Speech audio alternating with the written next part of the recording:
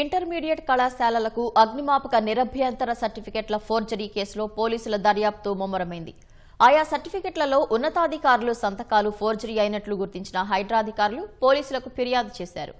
ఈ వ్యవహారంలో సూత్రధారులెవరు, పాత్రధారులెవరు అనే కోణంలో పోలీసులు మరింత లోతుగా విచారణ జరుపుతున్నారు.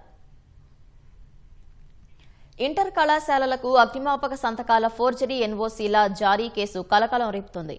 ప్రతి విద్యా సంవత్సరంలో ఆయా కళాశాలలు తప్పనిసరిగా హైడ్రాకు ఎన్ఓసీలను సమర్పించాల్సి ఉంటుంది. గతంలో సమర్పించిన ఎన్ఓసీల కాలపరిమితి ముగియటంతో తాజాగా ఓ కళాశాల యాజమాన్యం సమర్పించిన ఎన్ఓసీపై అనుమానాలు వ్యక్తమయ్యాయి. హైడ్రా అధికారులు పూర్తి స్థాయిలో పరిశీలించగా పత్రాల్లోని సంతకాలు ఫోర్జరీ అయినట్లు బయటపడింది.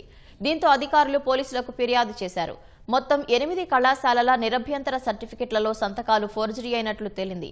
హైడ్రా కమిషనర్ రంగనాథ్ గతంలో అగ్నిమాపక శాఖలో పనిచేసి బదిలీ అయిన ఉన్నతాధికారి, జీహెచ్ఎంసీ కమిషనర్ కర్ణన్ సంతకాలు ఫోర్జరీ జరిగినట్లు గుర్తించారు.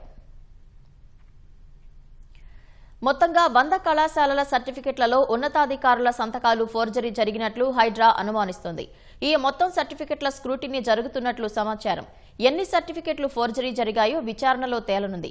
బర్కత్పురాలోని హైందవి జూనియర్ కళాశాల, ఎస్ఆర్ నగర్లో రెసోనెన్స్, మెహదీపట్నంలోని ప్రియాంక, విద్యానగర్లోని మదర్ గర్ల్స్, చంద్రాయణగుట్టలోని శ్రీచంద్ర, చిక్కడపల్లిలోని న్యూ ఎరా, శివరాంపల్లిలోని షాహీన్, తెల్లాపూర్లోని వశిష్ఠ జూనియర్ కళాశాలలు సమర్పించిన ఎన్ఓసీల్లో ఫోర్జరీ జరిగినట్లు బయటపడింది.